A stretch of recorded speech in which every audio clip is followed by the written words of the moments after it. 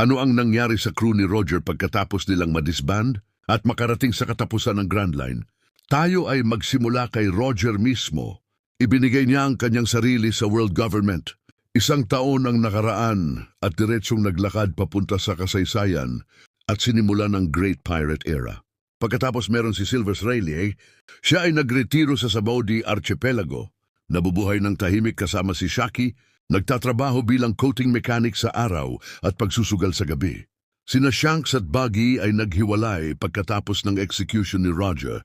Binuo ni Shanks ang isa sa pinakamalakas na Yonko crew sa mundo at si Buggy ay sa anumang paraan ay nabigo para maging warlord at pagkatapos maging isang Yonko. Si Crocus ay bumalik sa Reverse Mountain.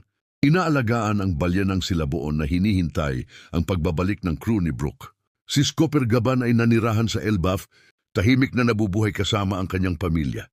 Pero si Kozuki Oden ang may madilim na kapalaran, pinagkalulo sa Wano, at buhay na pinakuluan ni Kaido at Orochi. At ang ibang crew ay tahimik na naglaho sa normal na buhay.